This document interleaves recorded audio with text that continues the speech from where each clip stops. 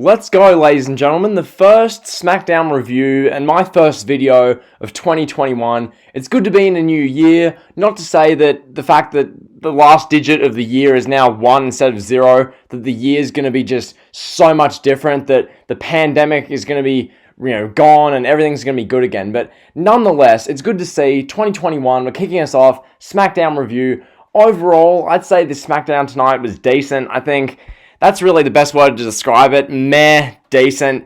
If you're saying this show was terrible, I mean, fair enough. That's your own opinion. If you're saying this show was one of the best shows ever, get drug tested, I think. This show, it had enough decent stuff. Sonya Deville is probably the most notable thing on this show, as well as Roman Reigns and Jey Uso beating the ever-loving crap out of Kevin Owens. So that's really the main stuff from this show. Just overall, if you didn't see SmackDown tonight and you want to know, should you go watch it back?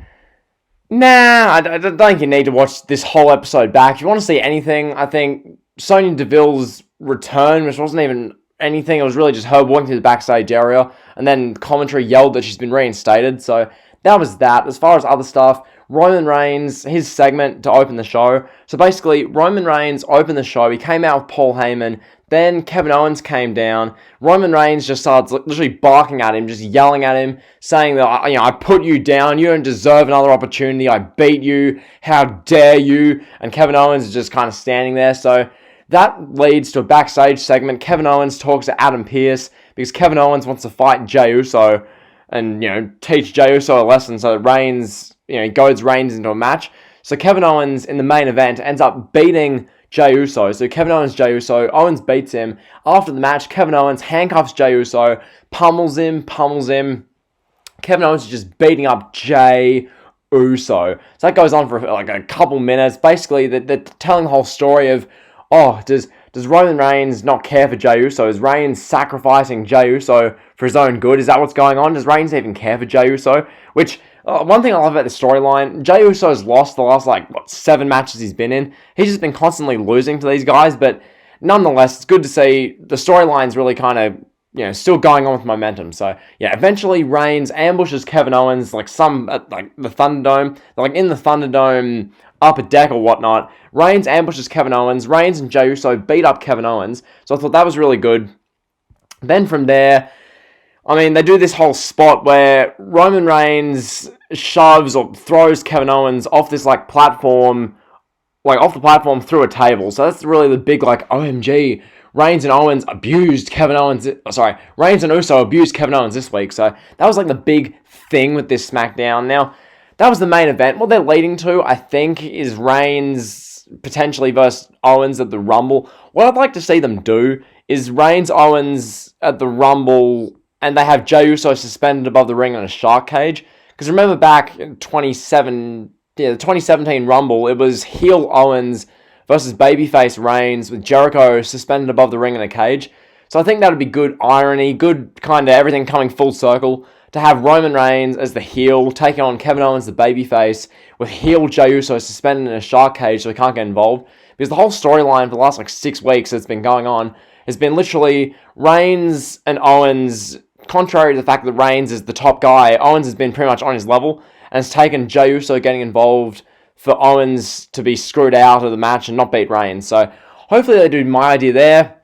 But knowing WWE, they'll just have probably a repeat of TLC where it'll be essentially a 2-on-1 handicap match at the Rumble, but nonetheless, should be good. As far as other stuff in the show, we got Bianca Belair and the tag team match there, so I thought that whole thing was good. Belair and Sasha Banks versus Bayley and Carmella. Basically, Bianca Belair ended up getting the win for her team, I think. I'm just going to skim results because I'll be quite honest, for that part of the show, I may have fallen asleep, so I'm gonna briefly check. But just in general, SmackDown tonight, if you missed the show, I'd say check out the main event, check out the Reigns promo, know that Sonya Deville's back, because that's the big thing. Deville being back, that's oh my god, Sonya Deville's back. But nonetheless, I was going to say, Carmella, there we go. I did this on the Raw review with the Miz and Grand Metalik. I've done it again.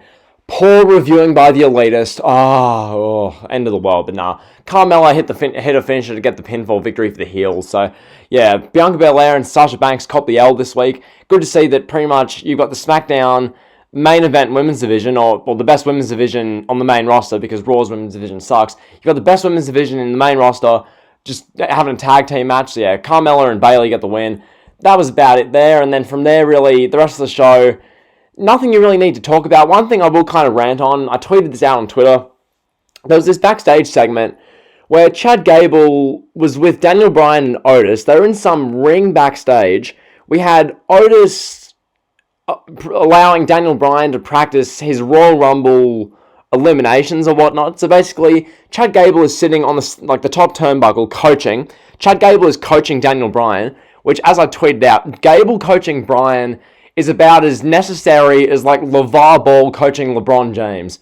It's just, bruh. So yeah, that was that. I had a few replies saying, "Oh, Gable versus Bryan would be a great match." I'm saying, "Oh, well, I'm sure it would be," but that doesn't fix the point I'm trying to say. But nonetheless, we get this backstage segment. Gable's on the top rope, barking instructions. Daniel Bryan is behind Otis. He's grabbing like round Otis's waist. Okay, Bryan is behind Otis, and Bryan is just literally thrusting, again and again and again. They're like all moaning and grinding. It's just like what is this? I mean, seriously, someone that doesn't know you watch wrestling walks in on you watching that. What's the reaction going to be?